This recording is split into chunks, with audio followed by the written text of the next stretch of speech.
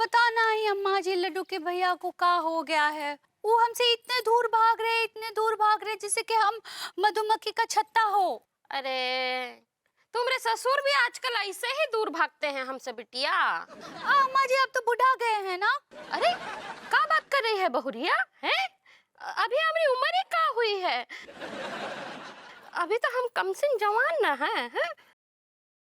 आज भी हम बाजार से गुजरते हैं तब कुछ मनचले छोरे हमको घूर घूर के देखते रहते हैं। लड्डू। अम्मा जी हम फोन रखते हैं, ये भरभूति जी आए हैं। हाँ हाँ खुश रहो बिटिया। ए हट भाग, भाग यहाँ से। अरे अरे हमरा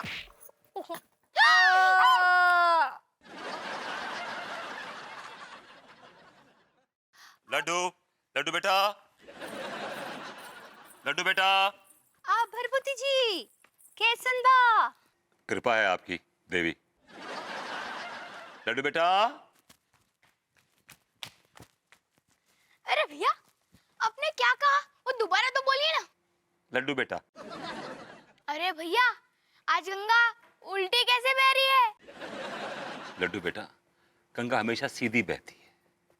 गंगा तो सीधी ही बहती है, लेकिन आप सीधी नहीं है। क्या मतलब बेटा? मतलब आप तो हमेशा उल्टे बहते हैं। आज सीधे काहे बह रहे हैं?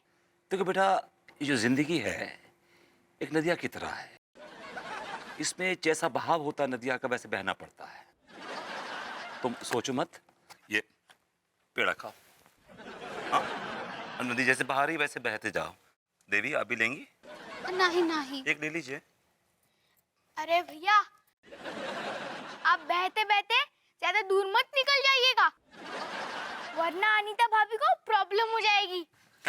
बड़ा ही कमीन, मेरा मतलब है ज़हीन बच्चा है। बड़ी मीठी मीठी बातें करता है, गाय के बछड़े की तरह है। बड़ा होके अपने भाई की तरह बैल बनेगा, बैल। भरभूति जी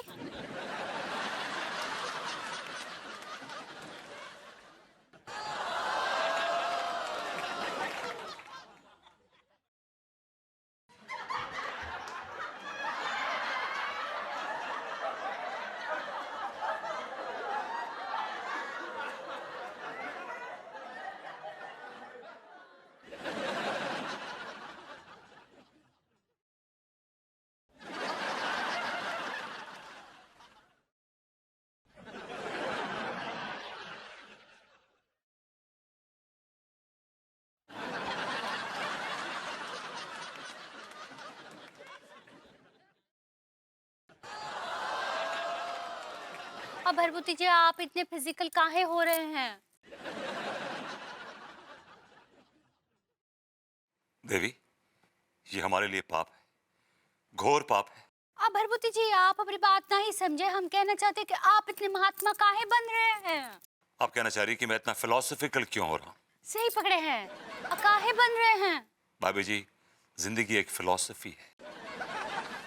जो समझ गया वो फिलोसोफर है, जो ना समझा वो लोफर है।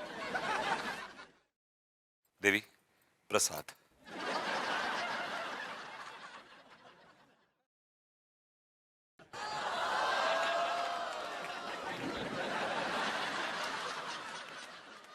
ये क्या हो गया है भरभूति जी को और लड्डू के भैया को? क्या बताऊं मीनल, मेरा तो मूड बहुत अपसेट है। और कैसे नहीं होगा अपसेट?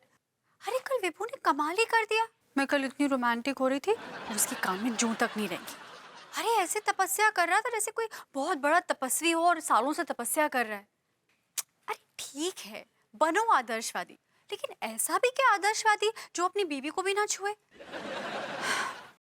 अच्छा सुन ना मीनल, मैं तुझसे बाद में बात करती हूँ। प्रणाम देवी। क्या बात है तिवारी जी, आप तो बहुत अच्छा भजन गा लेते हैं। प्रभु श्री राम के भजन हमें बहुत प्रिय हैं देवी। इनसे हमें और हमारे आदर्शों को बल मिलता है। मैं देख रही हूँ आजकल आप और विभू दोनों ही बहुत आदर्शवादी हो गए हैं। उनका तो पता नहीं देवी, लेकिन हमने अपने आदर्शों की लंगोट को इस कदर कस लिया है कि अब वो कभी नहीं खुलेगी। नहीं नहीं, सिर्फ आप ही नहीं, विभू के भी यही हाल है। वैसे एक बात पूछूं तिवारी जी? अंगूरी जी को इन सब से प्रॉब्लम नहीं हो रही कोई? देवी, वो हमारी बीवी हैं। हम उनकी सेवा कर रहे हैं, उनके पांव दबा रहे हैं। भला उन्हें हमसे कैसी समस्या हो सकती है?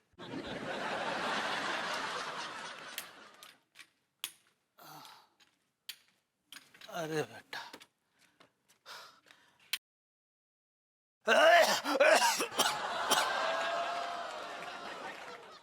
तुम देवता हो बेटा।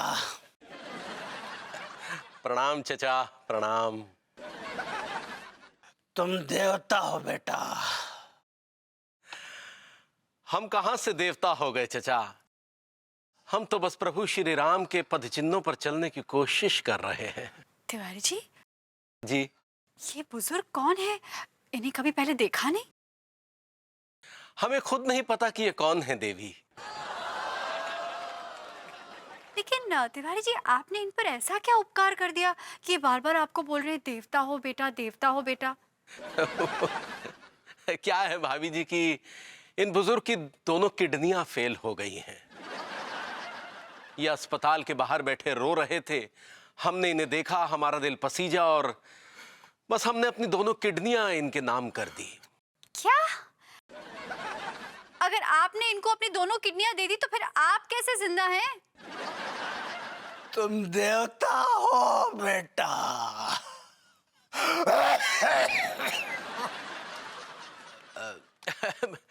भाभी जी, दे नहीं दी है, नाम कर दी है। लिख दिया है कि हमारे मरणोपरांत हमारी दोनों किडनियां इन बुजुर्ग को दे दी जाएं। Tiwari ji, use your common sense. आपके मरने तक ये जिंदा रहेंगे क्या? How silly. ये कोई मदद की आपने इनकी और इनकी आपने उम्मीद बढ़ा दी। Very stupid, I must say. तुम देवता हो बेटा। ऐसा सक्सेना बच्चे, अबे आइडिया पिट गया, अब निकल लो यहां से, चलो। तुम देवता हो बेटा। मुझे तुम्हारी किडनी चाहिए। अभी तेरे को कहा नहीं आइडिया पिट गया है, हैं? सिर्फ नाटक करने को कहा था ना, अब हो गया ना, चल कट कट कट ले यहाँ से। लेकिन मैंने इस नाटक को बहुत सीरियसली ले लिया बेटा। मुझे अपनी किडनी दे दो बेटा, मुझे अपनी किडनी दे दो। तुम देवता हो बेटा। छड़ी हटा, छड़ी हटा।